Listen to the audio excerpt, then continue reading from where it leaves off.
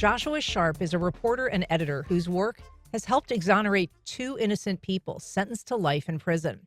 His work has earned him a Livingston Award, a National Murrow, and a Southeast Emmy for a documentary about his investigation into the 1985 murders at Rising Daughter Baptist Church. Here to talk about it, we are joined via video by Joshua Sharpe. He's an investigative journalist and author of a new book on the crime called The Man No One Believed, The Untold Story of the Georgia Church Murders. Josh, thanks for being here. Hey, thanks for having me. I'm delighted to see you. And, this is a complicated story, as you well know. We'll get into the weeds of it in just a little bit. But can you start by telling us how you got involved in investigating wrongful convictions in the first place? Sure. Investigating wrongful convictions came out of a pretty natural process for me. I was always drawn to covering stories about crime, criminal justice, things of that nature. And one thing really that influenced me looking back on it is, I was raised spending a lot of time with my grandmother who lived down the street from us. And I say that she's the reason I'm a journalist. She wasn't a journalist, but she was an amazing storyteller. My favorite thing to do growing up was to listen to her tell stories and ask her to tell them again. And one of the stories she always talked about was her brother, Huey, and the time when he was a young man, he was convicted of murder and sentenced to life in prison. And I don't know if he was innocent or not, but in the family there was a deep belief that he was, and that just always has stuck with me, and made me, just more willing to hear people out when they have stories that they want to share like that. And you yourself are from Southern Georgia. You're from Waycross originally? From Waycross. Yeah. And so this crime obviously took place in that part of Georgia in Camden County, in Bluff. I'm sorry, I'm blanking on the um Camden County, right on the beach, right on the border, yeah. And right so there in southeast Georgia. right. Is it Fancy Bluff? I'm sorry, I'm forgetting the Spring name. Bluff. Spring Bluff. Okay, very good. There is a fancy bluff. There's a lot of bluffs around there. You got to be careful. All right. Well, Spring Bluff it is. It did having that personal connection to that area in some ways help you with reporting on this case, do you think? Absolutely. Just one thing, Camden County is somewhere that's always been a special place to me, even though I'm from Waycross, where I grew up in Waycross, probably 40 miles from the church in Spring Bluff. But in Camden County, I'm a musician also, very interested in seeing live music. I used to go to Camden County to the Woodbine Opry, where folks take over an old elementary school on the weekends to put on live music. I also used to play music there, and just spent so much time just traveling through the back roads of Camden County. And when I saw that this case was from Camden County, that certainly made me even more interested in it. Yeah. And so at the time you were working as a reporter at the Atlanta Journal-Constitution, and this case, when you began covering it, wasn't a brand new case. In fact, it was 2 decades old, the crime itself, or more, and had been covered by a podcast. Tell us a little bit about the Undisclosed podcast, how they covered this case and how that brought it to your attention. Yeah. So the Undisclosed Podcast, they started investigating this case, I think probably in 2018, thereabouts. And the Undisclosed Podcast, for anybody who doesn't know, is a podcast that was started by a woman named Rabia Chowdhury, whose name you might recognize from the Adnan Syed case, which was the subject of the first series of Serial. She's this longtime attorney, and she started this show Undisclosed after Serial came out, and has they've built up an amazing track record of helping many people prove their innocence. And I first heard about the case, and then I was told about the season of Undisclosed that they had dedicated to this case, and they did a really, really tremendous and thorough job. I mean, it was, in the end, I think the show, the season in total ended up being like 24 hours long, dedicated to this case. It was really, really thorough. And when this case was brought to my attention, it was 2019, and it was the Georgia Innocence Project who had worked, with Undisclosed, to help that season go, and they wanted to know if I'd be interested in covering the case as well. And they also knew that I was from the area and I'd done a lot of reporting in the area. At the Atlanta Journal-Constitution, it's might not seem like it, especially to us in Georgia, but Atlanta is a long ways from Camden County and deep South Georgia, but that's where I'm from, and it means a lot to me. So they knew that that was something that could be of interest to me. And what Undisclosed did, a lot of people would have been turned off by the idea that had been covered a lot before. And frankly, initially I was. I was like, well, what can I add to this? And the people with the Innocence Project encouraged me to think about it and to consider it. And when I listened to that season of Undisclosed, as thorough as it was, this case is just a wild labyrinth of twists and turns at dead ends and everything. And I realized there actually were some things that I could investigate. For people who haven't listened to Undisclosed or aren't familiar, I mean, to your point, they have reported on cases.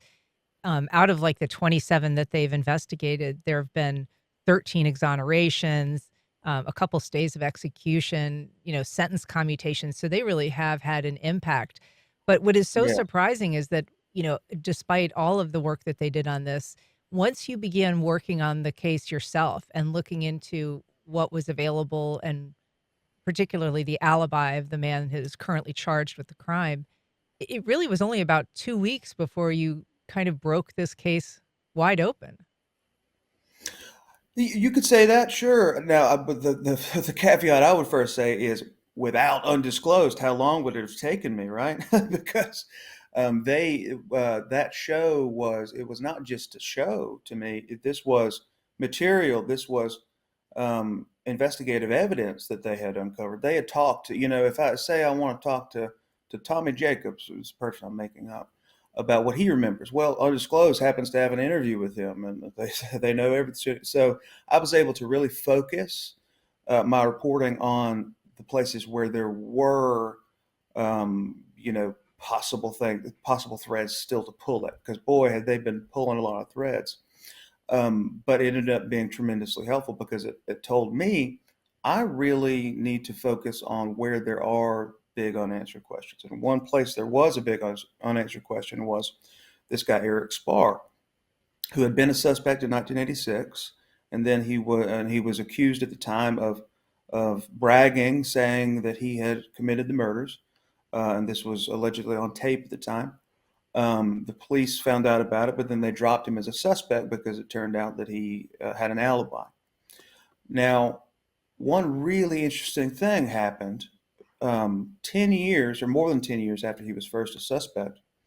Um, a separate person came forward to mention that he had confessed to them, allegedly saying that he had committed the murders. And I thought, well, this person is allegedly saying years apart to two different people that he did it, then maybe I ought to take it seriously. I found that people, more often than we realize, tell the truth, and sometimes things just get confused. And I wanted to see, okay, we're not looking at this guy because of the alibi, but how sound is this alibi? Can I find his boss? Can I find the people who can back it up? And as folks will read in the book, I was not able to find anybody to back up that alibi. Yeah, I mean, you in fact got in touch with the manager of the Winn-Dixie where he claimed he'd been working the night of the murder, and you found that not only did that manager not back up Erik Sparre's alibi, but he actually said he'd never spoken to investigators. I mean, it became your understanding and belief that the alibi had been faked altogether by somebody who had, and perhaps it was Erik Sparre himself, impersonating this manager and giving all kinds of bad information to to suspend this alibi. Yeah, there's certainly allegations to that effect, and there's certainly law enforcement officers who told me that they do believe that the alibi was faked in some way. I'll say that, one thing to immediately to know is that, this was, way before Google and everything. And I was thinking, okay, if a suspect, if I'm an investigator way back in 1986, and the suspect says I was working at the Winn-Dixie, how am I going to get the phone number to talk to the boss? How am I going to know who to talk to? And I asked this investigator, who is the one who did speak with his alleged boss. And I said, where did you get the number? He said it was possible he got it from Mr. Sparre himself. Now, he doesn't remember. This has been 40 years ago. But one thing that I did think was telling was the man who was the manager of the store said, look, uh, and first of all, his name did not match the name of the police report. It was a different first name, same last name. But he says, listen, this was the biggest thing that ever happened. Like, this crime was enormous. Everybody knew about it. It was a horrific thing. I would have remembered if the cops called and talked to me about this. And actually, there's two conversations that were allegedly had with this man, with this alleged Winn-Dixie boss over the phone. And he says that that just did not happen to him. He was not involved in that. Um, and yeah, just not able to substantiate that. And I also found that the personal details that were listed for this manager, including the telephone number for his quote unquote workplace, none of this stuff matched any person who I could find ever actually existing. And the work phone number was, tellingly perhaps, not to a business at all, let alone to the Winn-Dixie. It was to the home of a local widow in Brunswick. My understanding from speaking with her daughter is that around that time in the mid 80s, there was a phone that was in the back shed at their house that people had been caught using. And so it's a whole tricky thing to piece together many, many years later, how the alibi might have come to be. But certainly the important thing is that we can't substantiate it. And to the contrary, the man who seemingly is the one named in this has, look, was not me. The manager, you mean? The Yeah, manager, yeah. yes, he tells me this was not him. Yeah, and I think it's worth emphasizing. I mean, if somebody had called you and asked you, an investigator had asked you about, a murder, and you're providing an alibi for someone accused of this murder, you'd be likely to remember it. But this case was particularly heinous, and we haven't talked yet about um, the Swains, what happened to them at Rising Daughter Baptist Church. Can you just remind us the outlines of that crime in 1985? Yeah, well, so Rising Daughter Baptist Church is in Spring Bluff, off Highway 17 in Camden County. And this is a historic African American church, which is an important detail, I believe. And in 1985, March 11th, a Monday night, a strange white man showed up and asked to speak with Harold Swain, who was a deacon at the church. And Harold Swain came and spoke to the man. The man said, "I want to talk to you outside." Harold Swain said, "No, let's talk right here in the little vestibule of the church."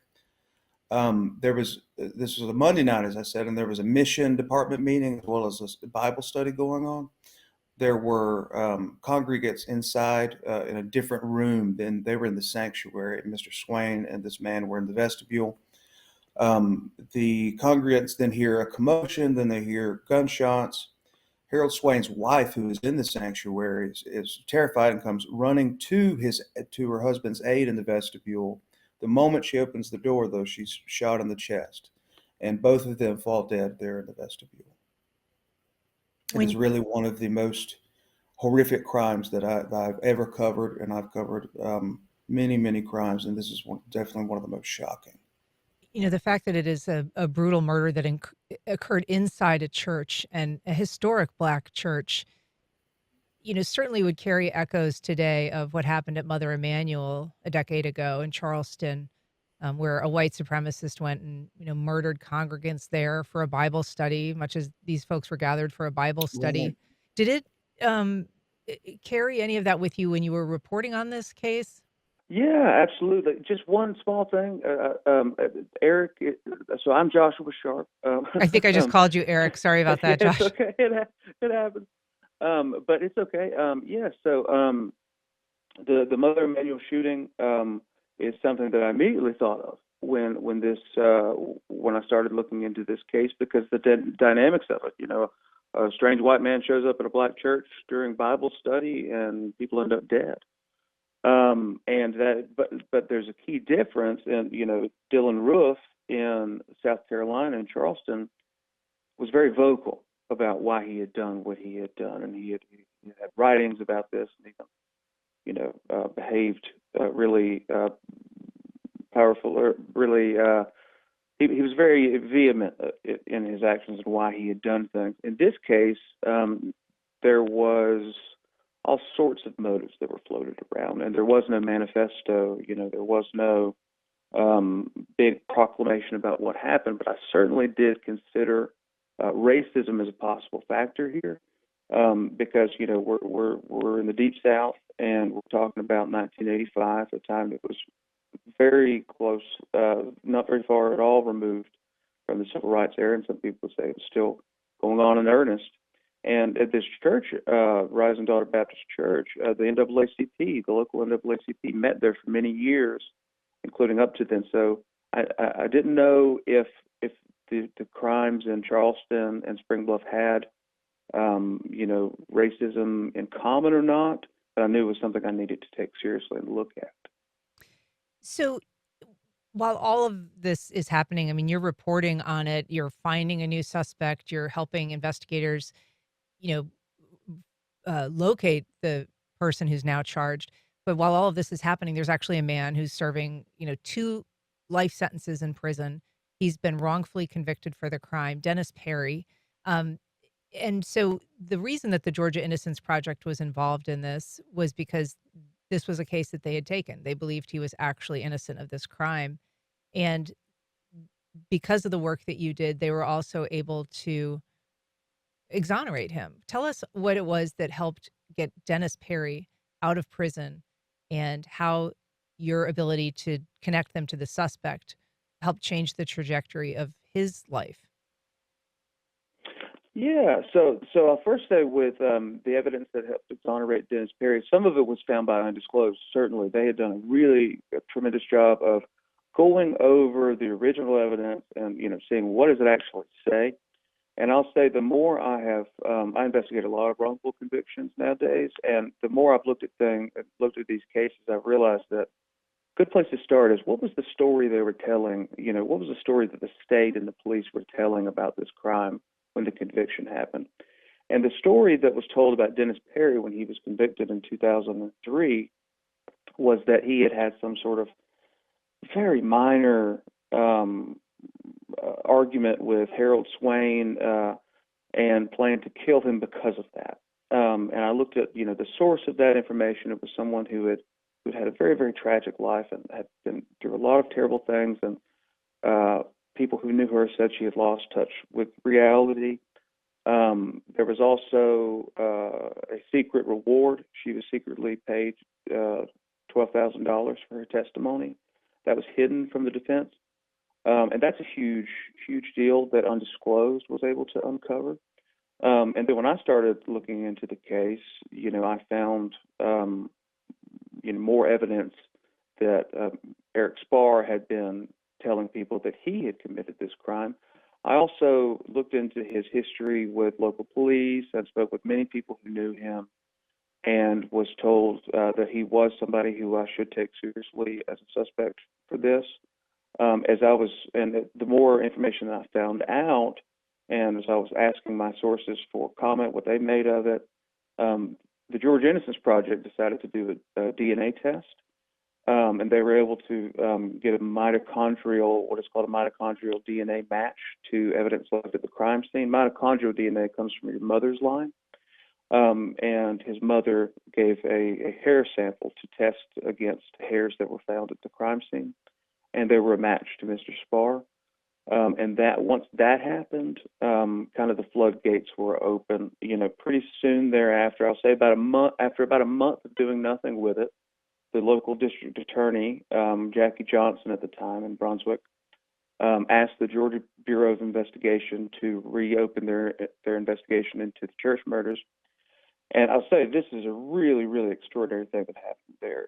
This double homicide had happened 35 years before they reopened this case, and they formed a task force to look into it, and they literally moved some agents to the area for some months or weeks to investigate this case. And from there, it was just off to the races. One of the things that this story reveals is a element of prosecutorial misconduct. You talked about some of the things that were in the file. Many things were not in the file and were not disclosed to defense attorneys for Dennis Perry. You mentioned the reward money that the key witness was given, her dementia, which was also not something that they were aware of. But there were also allegations of missing records, Brady violations, um, and the involvement later on, at least, of Jackie Johnson, who was the district attorney who was prosecuted and ultimately acquitted of wrongdoing in the Ahmaud Arbery case many years later. Did you find, or I mean, your work generally speaking on wrongful convictions, has that shaken your faith in the criminal justice system? Did you start with perhaps less faith than some others might have in the criminal justice system? How solid do you think cases are generally when you've found so many holes when you've taken a closer look? Excuse me. Thanks for that question. It's really tough to generalize and to say, to be able to look at cases as a whole and say, how shaky is this institution. I'll say this: what we need is vigilance to the truth, to as much information as we possibly can. Like I say, before I covered this case, I spent my career covering crime in general and criminal justice, and when I was covering crimes, I always have made a point, evermore have made a point, to ask the police, how do you know this? You say the person did this. What is the evidence you're going on? Because quite often, more often than people would realize, the police don't actually have that much information, especially when they've just made an arrest. I relate to it as a journalist covering breaking news for many years. The worst time to find out what happened is the day it happened or immediately thereafter, right? So we're working with difficult things. We're talking about human communication. Things can go wrong and get misconstrued between the police and the person they're interviewing, between people within a family or connected to a case. And so much of it is built upon suspicion. Is this person not telling me everything? Is this suspect lying to me? And the real big trouble is suspects who are lying and suspects who are not lying often appear pretty similar to the police. So I think it's really just about, what I've learned is that you've just got to be more vigilant. If you're reading a police report, for instance, don't take it as gospel, because there were human beings involved in this, in writing this, in saying the words that became the words that went onto the page. And we just got to remember that and just not take things for granted. This person is charged, so they must have done it. This person is convicted, so they must have done it. I'm here to tell you that being convicted does not mean you did it. I want to just have you drill down on that a little bit. I mean, you talk about how the worst time to know what really happened in a case is right when it happened. The reality for, you know, journalists is that that's primarily when they are covering the case. Very often coverage, dwindles over time unless it's an enormously consequential case in the community. And so very often the only reporting that gets done is something that happens right after a crime is committed or right after someone is arrested. What would you advise media when they're covering? They cover a lot of crime. What is the best way to approach it and withhold judgment?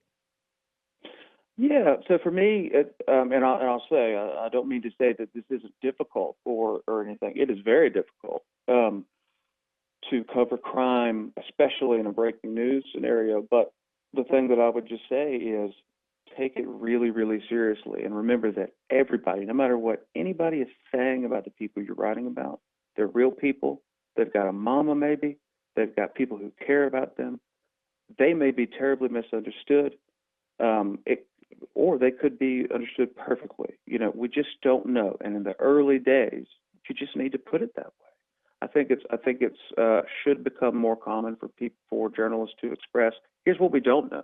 Here's what the police are not saying, because it's just extraordinarily important to get these things right. And we know that, like you say, most of the coverage of a particular crime happens immediately after an arrest or immediately after the crime, which is often at the same time. And maybe we can't do much about that, especially at this time when journalism writ large is is crumbling because of so many different funding shortfalls and mismanagement, all sorts of issues. What we can do, though, is when we're doing the one story, if we're just doing the one story, let people leave it understanding this isn't settled, understanding that this person will have to go to court. There will be evidence presented. And who knows, maybe there will be a different answer. And I'll tell you, one thing I'll say is that I've covered a lot of cases right after the arrest and then all the way to the trial. And pretty rare is the case where the story doesn't change from the beginning to the end. And that doesn't mean that like somebody's telling lies or something necessarily. It means that there's a deepening understanding as time goes on.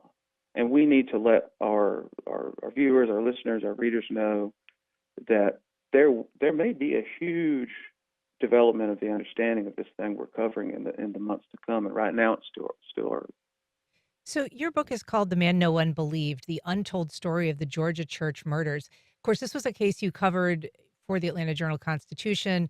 You were involved in a documentary then about kind of the work that had happened on the story, your role in it. What more did you want to explore in publishing a book on this topic? Yeah, I really felt like there was so much that I hadn't been able to reveal. I felt like I was, because I was really, really deep into this investigation for a long, long time. I did so many interviews that I wasn't able to publish in the Atlanta Journal-Constitution, but just by virtue of not having the space and the time and everything. And I felt like I was in possession of this vast knowledge of this really, really important and albeit terrible thing that happened, but it is historic, this thing that happened. And these two people who were killed, Harold and Thelma Swain, are two really, really remarkable people. And I wanted to write more about them. That's one big thing, because these were really remarkable people who, they were killed in the church where they had grown up. They had fallen in love in this room that they were killed in. And I felt like it really was deserving, the case and the import of it was deserving of even more examination than I'd already put into it. And I thought maybe we could learn a lot from it. In terms of the current scenario with Dennis Perry, he was exonerated. The district attorney, ultimately decided not to file charges after he was released initially, after his attorneys had shown all of this evidence um, in his favor. Are you still in touch with Dennis Perry? And how is he doing now that he's out of prison after such a long time in prison?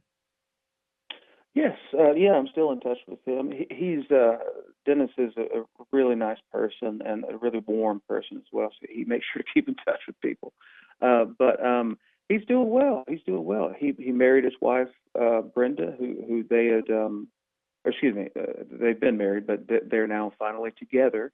And they have a home, and they've been able to, with his state compensation that he got from the state of Georgia, they were able to get a little piece of land in Camden County, and they're trying to make the best of the years that they have left. Dennis was about 60 when he was released, and he's been frank about it.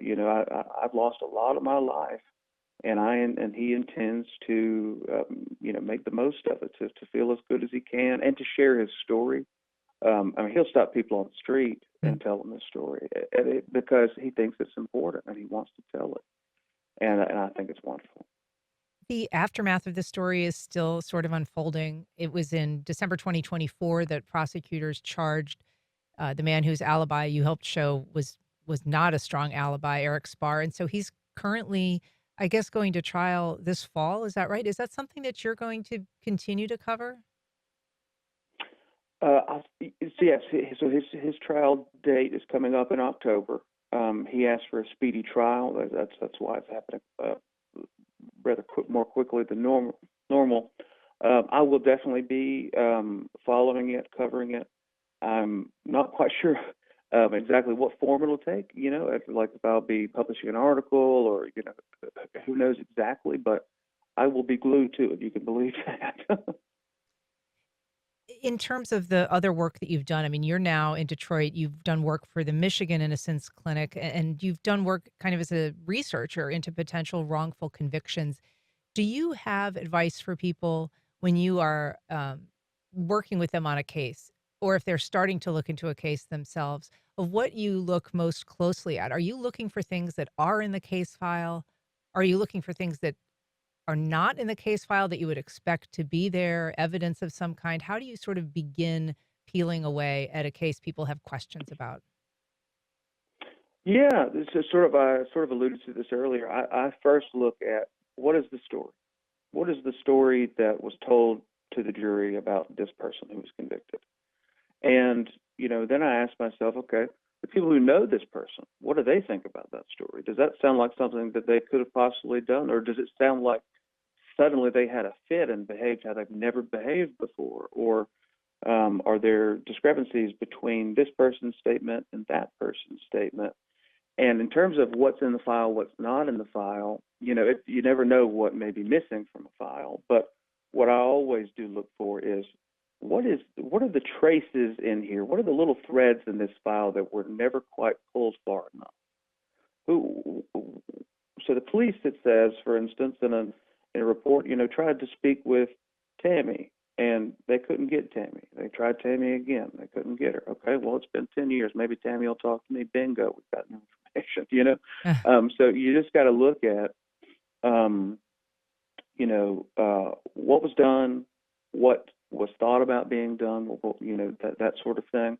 But the real key thing is look at this story, and does this story make sense? And I'm not saying that if it does, then that means just forget it and move on. But that's the first thing that I look for. Does this story make sense? And also, if there are witnesses involved in this story, would they stand by the story today? Or does it turn out, if you go back and ask them, that maybe they were under a lot of pressure for one reason or another? One thing that I'm always, always, always thinking about is that most any person who gets interviewed by the police understands who they're talking to and understands that person has enormous power. And often they'll overestimate the power. They'll think they're going to, if I don't say so and so, they're going to charge me with it, even though I didn't do it. And just, the back and forth mental gymnastics that a person has to go through in those really stressful situations end up with some really big misunderstandings. Well, Joshua Sharpe, he's an investigative journalist. He's the author of a new book on the double murder in Camden County, Georgia. It's called "The Man No One Believed: The Untold Story of the Georgia Church Murders." Josh, thank you for joining us. Congratulations on the book, and thanks for all the work that you've done. Yeah, thanks so much for having me.